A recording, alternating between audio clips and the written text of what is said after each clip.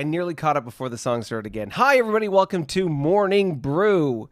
You might say, but it's not morning. Well, it's Morning Brew in the afternoon today, here on Thursday, again, in the afternoon. Here, Pacific time, it is just a little after 2.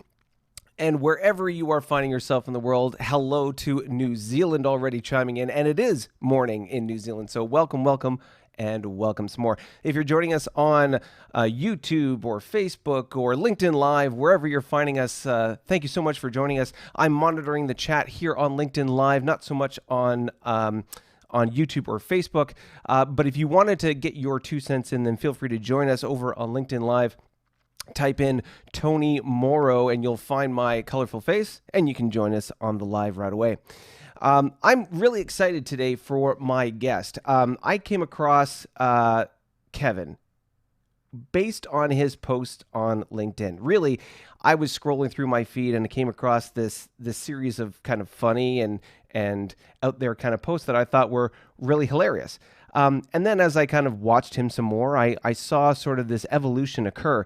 And today we're going to talk to Kevin about that evolution. But before we get into that conversation with Kevin, let me roll the bumper.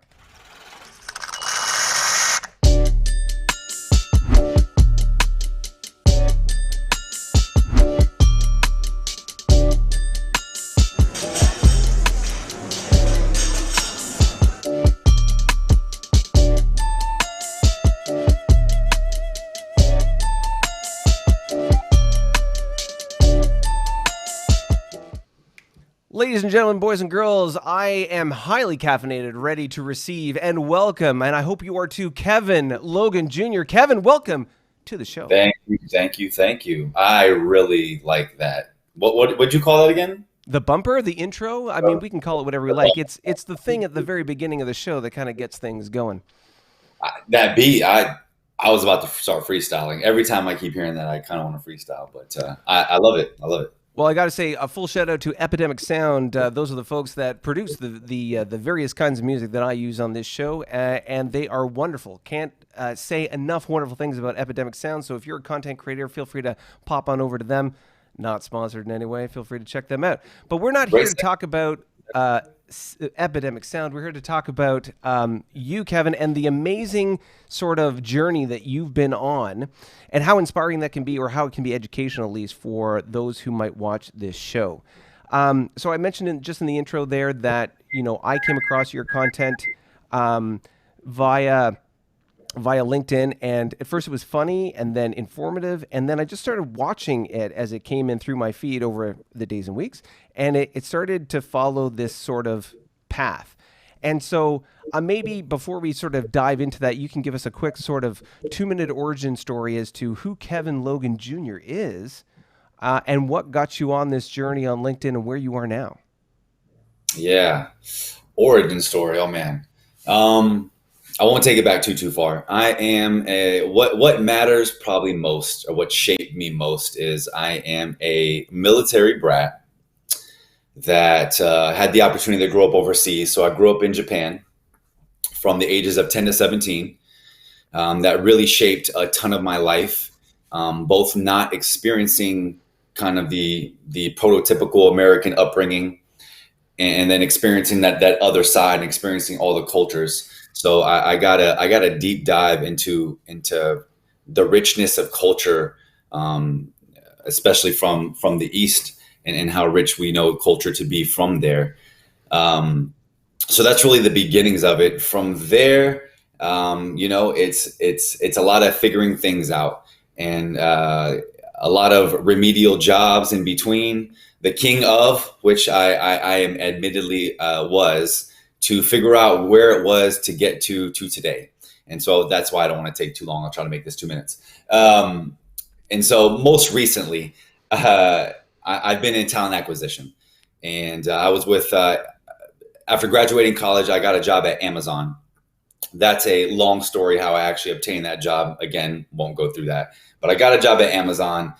It taught me well. It was a master class in talent acquisition. There were classes that I took and people that I got to speak to that had volumes of experience, of which if I didn't have that experience, I wouldn't be able to interact with that and really understand at scale what it means to hire. Really, what it means to hire at scale.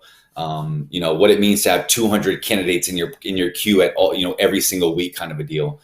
And so that really shaped me to understand how talent acquisition was. Again, to speed things forward, August 2020, I lost that job at Amazon. And for me, and where it comes to LinkedIn, I started creating content on LinkedIn, and it was really to kind of find myself, find my voice, find my place in this professional corporate world. Am I corporate? Am I not? Can I find another lane for myself? Because I've always found that I'm not good for the corporate world. And so that's what I've been doing. I created content, just started writing about my feelings, very open and transparent, as everybody that knows my content will see. I kind of tell it how it is. I speak my mind, and I'm not afraid to say that. And I do my best to help out people actionably as much as I can. And so, what I do now and how I've transformed that as now a recruiter, which again, that's kind of speeding things up, is I really try to focus on the person on the other side that I want to help. And I do my best to create content around that to help job seekers actionably get to the next step in their process, whatever that may be. So there's a lot in your story, of course. You have There's a lot. skimmed over it, and there's a lot. Hopefully, over the course of the next 30 minutes, we'll pull out a piece or two. Yeah. But one of the things that occurred to me when I was listening to our story, or your story, is, so there are a lot of preconceived notions about LinkedIn as a platform, in the sense of like how you should conduct yourself, how professional it is, how this is not Facebook, and all these kinds of things. One of the things that struck out about what you were doing on LinkedIn specifically was that it was not Facebook, but it wasn't the stereotypical LinkedIn. There was an opinion, there was a perspective, there was a personality behind some of the stuff you were doing. So, maybe for some that would have been distracting, but to understand maybe the context for those who are just watching this and maybe will find you on LinkedIn and sort of go through the back catalog of your various posts, what was the intent and the journey that you took from the end of your Amazon time to where you are now? What was the vision, if you had one to start, and the path that you took, and sort of the bumps and the decisions that you made along that way, and where has it led you in how much time? Yeah. It's really about, and I'm not unique in this sense, but it was really about me putting my entire identity into my work at Amazon, and then having to like break that down. So, and this is not for Amazon specifically, but this is what I allowed to happen. It was almost like boot camp. And so for anybody that's not familiar with boot camp, what happens in the beginning of boot camp is you show up one way, and then by the end of it, you show up their way. And so that's kind of how Amazon felt like for me. And I felt like at the end of it, I was showing up their way. And there was something about that just didn't sit right with me, but I allowed that to happen. And so that's kind of going back to just me not being great with the corporate environment. But excuse me, could you rehash the question? I just realized I lost. Absolutely. So you talked about the environment in Amazon that you were in. You like you described it. You went through this sort of indoctrination or boot camp process whereby they cookie cuttered you into what an Amazonian looks like, Right. and you allowed that to happen. But then when you left Amazon, you so much of your identity had been tied up with your role at Amazon, the status, the prestige, all the trappings of Yeah. the Amazon role. And when you left it, you needed to go through a process to figure what was next. So Thank you. what was that process for you? And I imagine you probably didn't know exactly what the outcome was going to look like until you got there. So what was that sort of journey for you? What was that like? What decisions did you make along the way? And how long did it take you to get to where you are today? There you go. So yeah, back to that just loss of identity. So when you lose your job, you lose access. So all of a sudden, I don't have a key card. I don't have an email. I don't have a way to contact these people that were not my friends, but a lot of them are my friends. But a lot of these people that I had contact with, all of a sudden, almost couldn't even contact me anymore because HR might not like that. So it's like it's just this complete this complete dead end.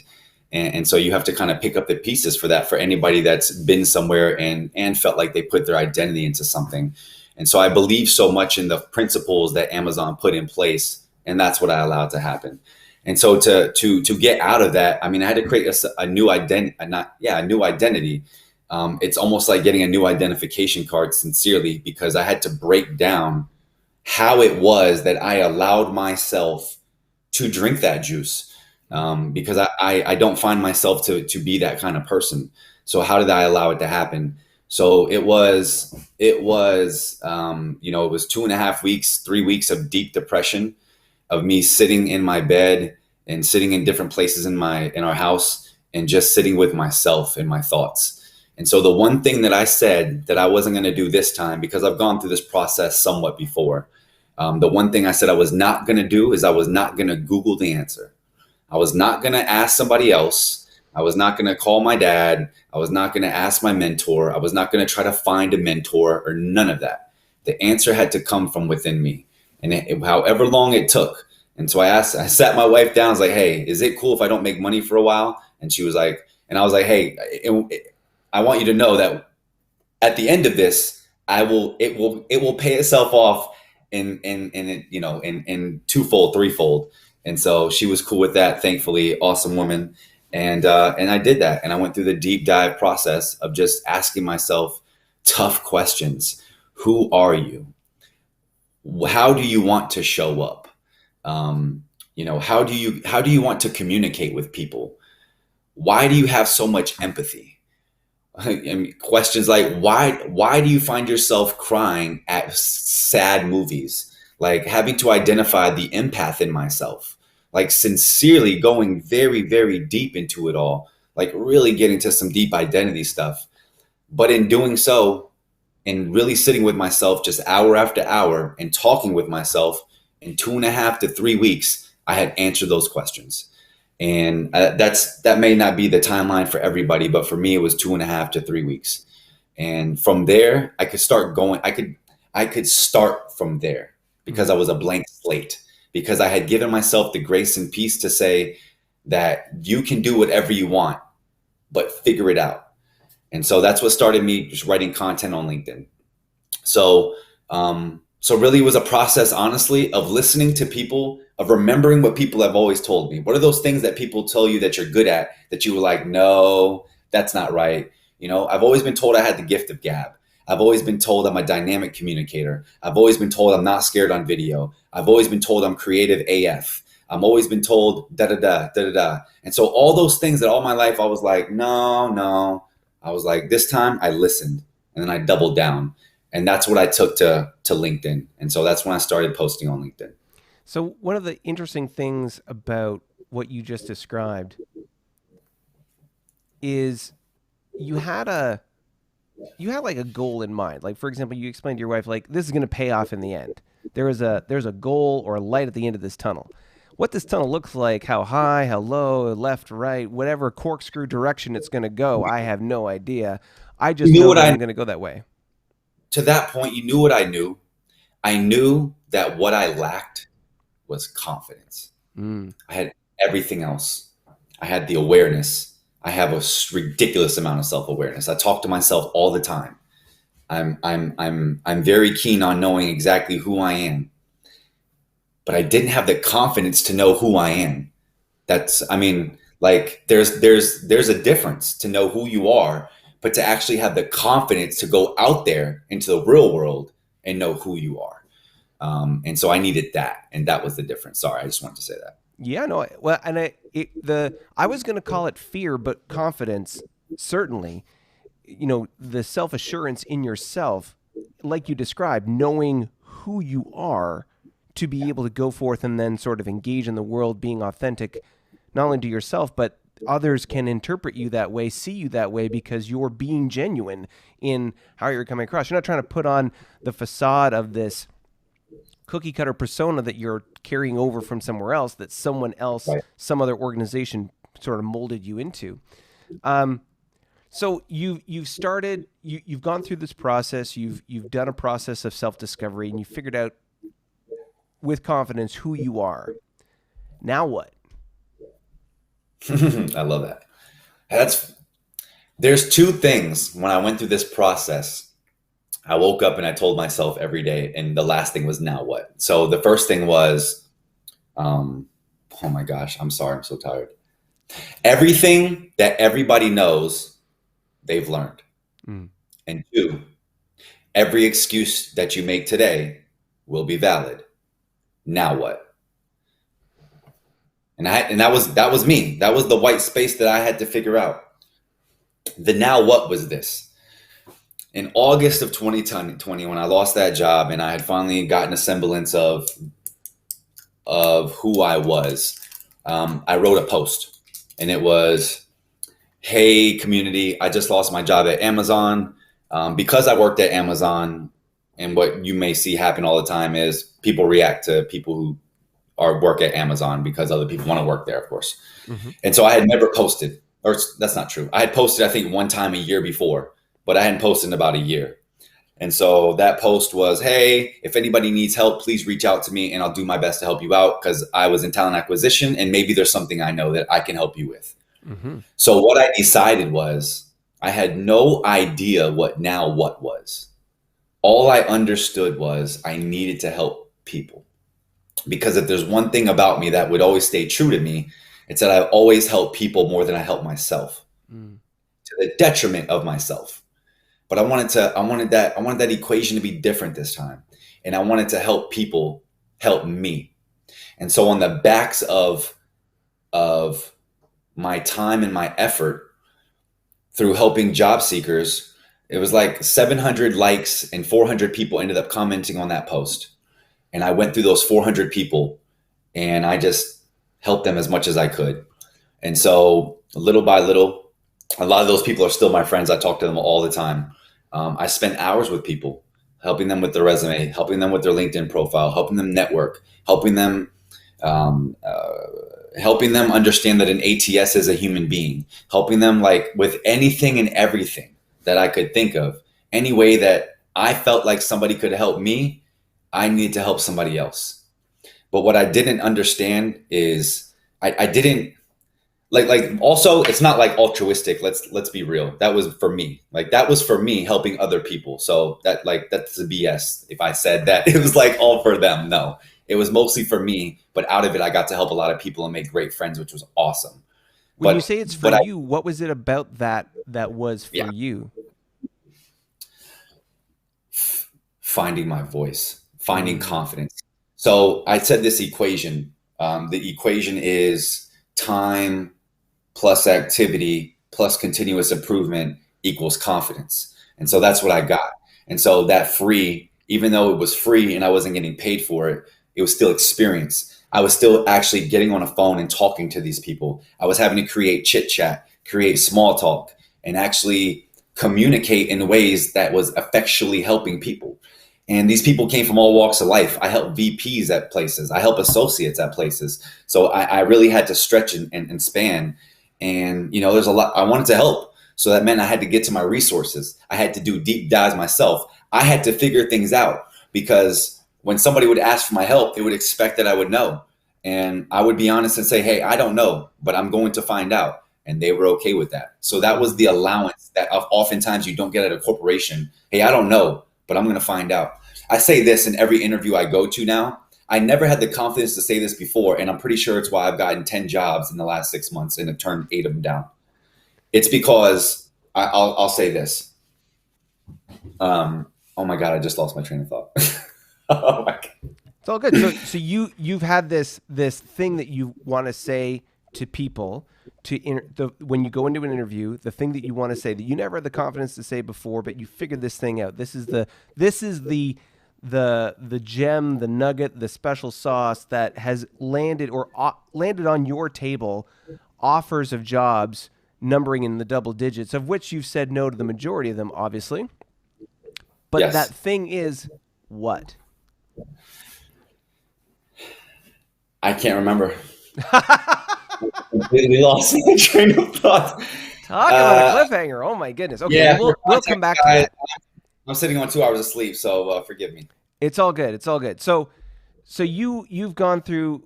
It's so interesting. So you talk about basically this sort of service mentality. You're helping other people, using it as sort of like training to be able to become better, more effective and efficient, and just sort of more of a subject matter expert in the thing that you already were. Obviously, within Amazon, they have an ecosystem within Amazon that you operate in, and you were previously good at that, but on the open market, so to speak, there was a different dynamic, a different environment that you saw for yourself, become more proficient at. You use this as an opportunity to become even more of a subject matter expert and have that wide variety of experience learning through everybody else's example of how to do the very thing that you're now not only an expert at, but you've been hired to do. So how did the so you mentioned, for example, your first social media post, at least in the context of LinkedIn, this sort of first iteration of posting that you did sparked this reaction, sparked this engagement, and gave you the sort of your first pool of candidates that you were able to help. What did that look like after? Like, why did you continue to do all this stuff on LinkedIn? And what was the ROI or the return for you on that investment? Yeah. The only thing I can say honestly is during that time also, I was on a physical journey. I was on a journey to dunk a basketball, and I had been on that journey for going on 2 years through injuries and all kinds of things. And I do not know why, but no matter what, I stuck with it. No matter what, 2 years, leg day. Everybody hates leg day. Doing leg day 5 times a week for 2 years through injuries. I'm not going to the NBA anytime, guys. Not getting paid for this. Why? I couldn't identify it. All I could identify is that the I like doing the hard things. I like doing those things that other people would decide like I would never do that. To me, I'm like, then I want to let me see, let me look at that. Mm-hmm. And so when I told people about this stuff, that 400 people, reacted, and that I was going to go through and do this, people thought I was crazy because I'm not getting paid. Mm-hmm. And I'm telling them like assuredly, like, yeah, I know I'm not getting paid. And they're like, yeah, you're not getting paid. I get it. And so it's that process of of really kind of just doing the hard things and going down that path that spearheaded the journey. And sorry, one sec. Excuse me. Bless you. Um, and yeah, And sorry. so you went on this journey, you're helping these other people. And so how long in the process, like from the time that you left Amazon in late August, how long in this process were you at the point that you were successfully helping folks find other roles? I mean, pretty immediately, I had a skill set. So I had a skill set from when I left Amazon. So everybody that I was immediately in contact with, I either had a resource or I could help in one way, shape, or form. It just might not have been as good as it is now, for instance, with the experience, of course, I have. And so I was a beginner. And I think the biggest thing is again that I was very open, honest, and transparent with everybody. Everybody knew that I was a novice. Everybody knew that I was giving you my time and that they were not going to have to give me any money. So everybody was just open to this exchange essentially. And so that's what also gave me the mental fortitude to go into this, saying that I can do this, because I knew I had people that needed help, wanted my help. And quite honestly, that's where like the Amazon name helped. That Amazon name for a lot of people was kind of was some assurance to say Mm-hmm. that maybe I somewhat know what I'm doing. And so, but going through that process, it really helped it helped me figure it out. It probably took It probably took 2 months for me to be effective in a way that I actually was helping people get jobs and not just helping people get to like their next step. Mm. So about 2 months is when I felt like I had a skill set where I understood how well I already knew that, but I could definitively help you understand how the sourcing works on the recruiting side. I could help you understand how the debrief works after your interview. I could help you understand the whole process, lift that veil. And I think that was one of the best things that I could give to folks was lifting that veil and giving them information that they otherwise wouldn't understand or wouldn't see from that other side. That really helped a lot of people. But yeah, I'd say about 2 months before I actually help people start getting jobs.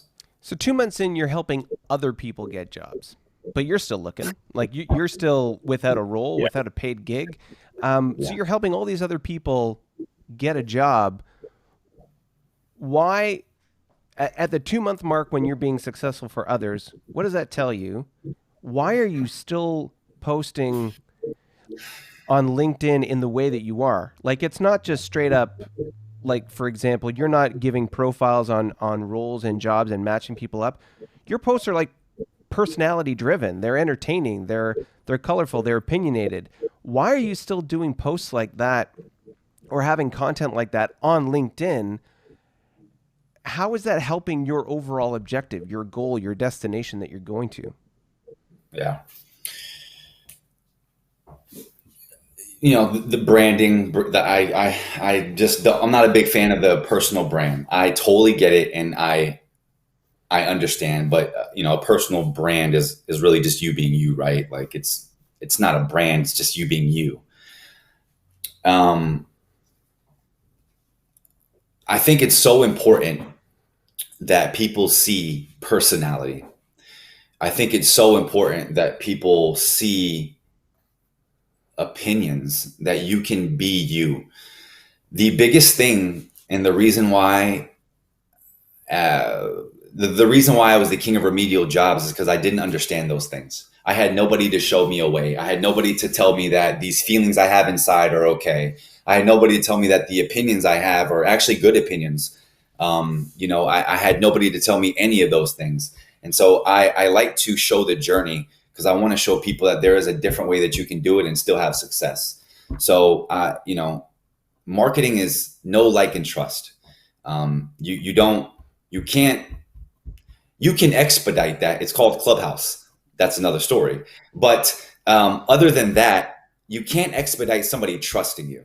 Mm. And the reason why I'm damn good at what I do, like damn good at what I do, is because I can sit here and talk to you and I'm not thinking for a second. I'm just being me. I'm just reacting and responding. We're just having a conversation and I can speak from my heart and soul. I can talk about feelings. I can tell you that I cry. I can tell you that I'm an empath. I'm not nervous about saying things that other people would otherwise have to think twice about because of the perception, because of their brand. Mm. I just do me. And if you like that, that's awesome. And if you don't, that's okay too, because that's going to happen when you are doing you. There are people that are not going to jive with you, that are not going to vibe with you.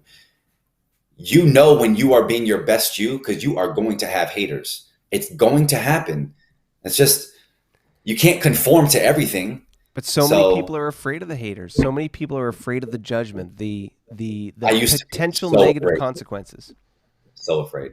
And please, I can't, like, in a deep dark hole, guys. This I didn't do any social media for that reason. I was so nervous of people that would ostracize me, that would tell me anything that I'm doing is not the right way. I used to get so much of my personal value of my being from other people telling me about me. And then 9 months ago, I said, "F that. Mm. Enough with I'm going to tell me about me. I'm going to look in the mirror, and whatever I see is who I am. I don't care what any of this outside world has to say. I'm going to keep doing me." And so that's why I'm going to continue to post the way I post within reason, because that's just who I am. And I would much rather you know me than, with all due respect, we all have jobs. It's a job. It's a job. So It's a what job. you've gone down this journey now, you've helped other people find their roles, like their next job. You've gone through the process of discovery and are speaking with a voice that's genuine and authentic for you. You're continuing to post this way. You're building, I mean, we're talking you mentioned, for example, your sort of distaste for the personal brand, but you're effectively building a brand around who you are, how you say things, how you help people, and so on. So, what ends up happening as a result of that? Who approaches you? How does the role that you're in right now come to you? And how did the sort of the brand that you've established contribute to that? So this goes back to the advice I give to all job seekers. The way I get my jobs, and I've gotten my jobs in the last 6 months, is through my content. It's because people like me. um, is it 5 words? There's 5 words I love hearing more than anything that gets in my DMs. Is it five? I don't know. Anyways, whatever. Who cares? It's when people tell me that I'm either in their brain, I'm exactly who they're looking for, or they love my content. And so 9 times out of 10, those people haven't reacted, liked, commented on any of my content, but they're business owners that have needs, and they come onto LinkedIn every now and again. And every now and again, they check out my content when I'm talking about job seekers, when I'm talking about real things that are happening, when I'm lifting the veil, when I'm talking about talent access and how some of it's broken, when I'm talking about how great recruiters can be and are, when I really give the different facets. That's the conversations I have. So all the posting has built an authority. When people think of Kevin, they think of Kevin the recruiter. The reason that is that way is because the content I create around it, because I talk about it. Mm-hmm. Um, and also, just as you said, they don't stop there. I'm not just Kevin the recruiter. I'm Kevin the recruiter with personality that tells it like it is. That's honest and transparent. I'd much rather be all those things than just Mm-hmm. Kevin the recruiter. And so that's why I post the way I do, for one, on that end. And yeah, that's why this is important.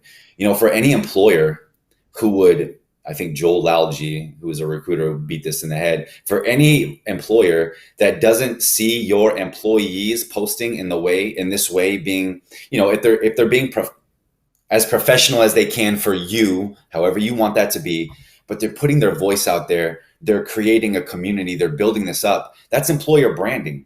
How are Mm-hmm. you not? How do you not want more of this?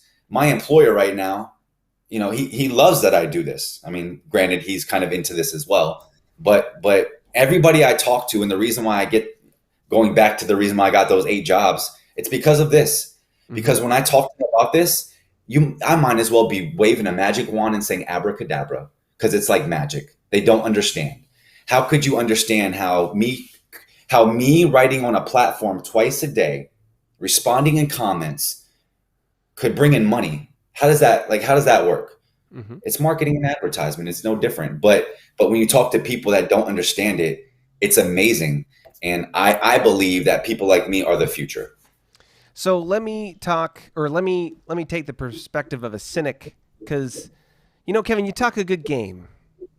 Like you said, you got the gift of gab. You make it look, you make it sound, you make it seem so nice. But talk to me about the real tangible stuff. Where does the rubber hit the road? What you helped other people, that's great. You you're being yourself, more power to you. But at Yeah. the end of the day, like, what have you done for yourself? What did you get as a result? You started this journey with an objective. You talked to your wife about, it's all going to pay off in the end, sweetie. Where are you now? Who's this employer you talk about? What is the destination that you've arrived at this point? Not that it's over, but where are Yeah. you at now? And why is that such a good reward for the process, the validation of what you've done? Because if I'm the cynic and I can see your posts, and that's great, but what has it done for you? Yeah. Yeah. There's an ROI that is not given back in money. It's valuable beyond a measure that I can explain. Um, Man, I like, not to make it too big here, Tony, sincerely. I credit this journey right here, this writing and everything, with mostly saving my life. Not joking. Um, there for anybody that has suffered through identity crisis in many ways, and this goes to deeper things. Throughout my life, having been a military kid, growing up overseas, never being in the same place, so on and so forth, there is a journey that I had to go through, and I'm not alone in that. There's a lot of journeys that people have to go through, and what this does is it lets you know that you're not alone.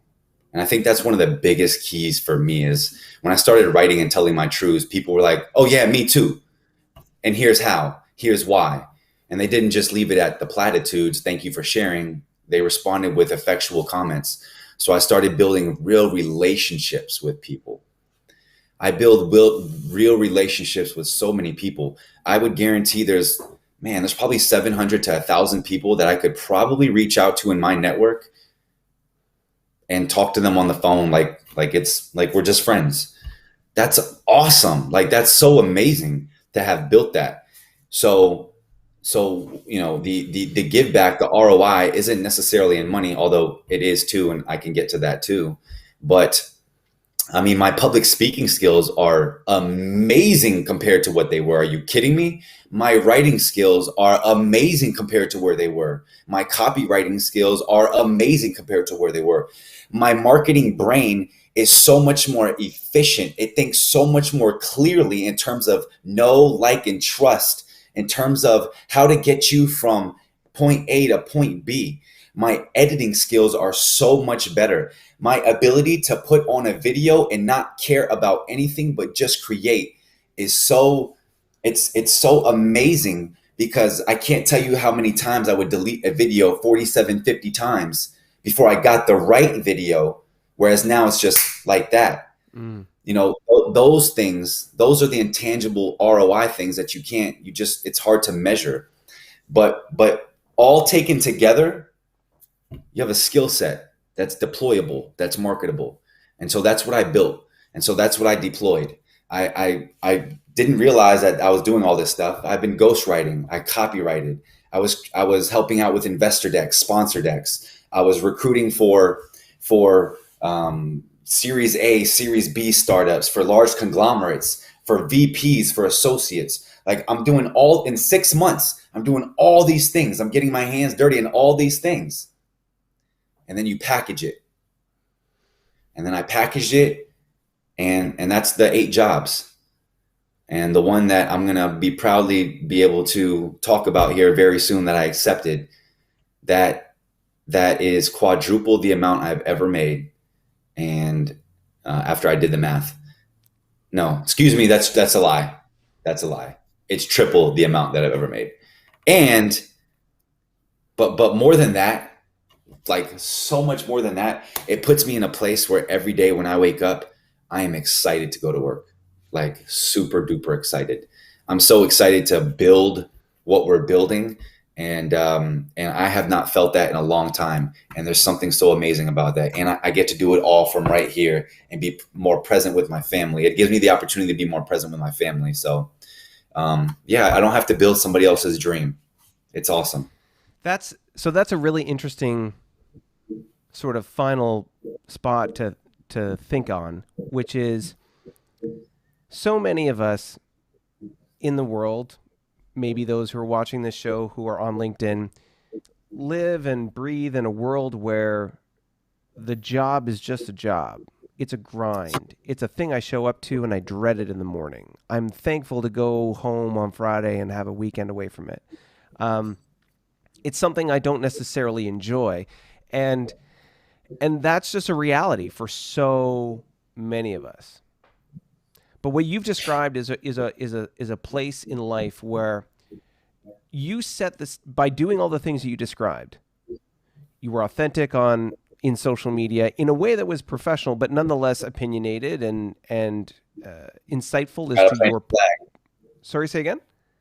Gotta plant your flag. Plant your flag. So you made yourself highly visible and sort of cordoned off this top of the hill that was you. And as a result, people came to you. They saw you in what you were doing on LinkedIn and the way you were helping others, and they came to you to offer you the opportunity to work with them. As you describe it, like over 8 different positions that came to you. And while you can't tell us the specifics about the role that you're currently landed, that they currently landed, and that you're, happy and it's fulfilling for you now, the fact that you're in that role that, obviously everyone's concerned about money. Like, is the amount of money that I'm making good enough for me? Yes, no, maybe so. In your case, you tick that box in a big way. That's good. As you described earlier in this interview, it's more important for you to be aware, self-aware about what's important to you, what motivates you, what inspires you, and the work that you're doing ticks that box as well. No longer is it a grind. No longer is it a 9 to 5. Now it's something you wake up in the morning, enjoy, and you are anticipating the fun of doing it as opposed to the dread of the pain, the discomfort, whatever the negative association is with that job. It's like future gratitude. Like an investment in your future happiness. And I think it's interesting, and I know we're as far as time goes, we're at the end of our time together for today. But if you would, I think our audience would love the opportunity to be able to hear from you when you're a little bit more free to talk about it, to get the real tangible result of what you've accomplished in this journey and your tactical assessment of where we're at. You talk about, for example, these automated tracking systems are human beings. The process by which we have to discover ourselves, create that resume, that cover letter, engage in the job search process. As a candidate looking for work, you're out there. How do you engage with people, do informative interviews, just do research on corporate culture? What works? What doesn't work? Where do you build those relationships? What lands results? And you have a unique perspective on that, not only from the practice that you've done helping other people over the past year, but also now in your role as a recruiter, as a talent management professional. You have a unique degree of strategic and tactical insight on what that looks like going forward. And we are on the cusp of a seismic shift when it comes to talent and our relationship with our employers. And maybe that's the lead in for our next episode, whether it's the great firing, the great hiring, the great transition, the great resignation, whatever it is. There is a lot of articles you can find out there in the news, whether it's traditional media or social media, talking about this fundamental sea change that is coming to the world of talent and jobs and careers, and how we all manage and perceive our own work-life balance and how we choose to engage with our employers and how they engage with us.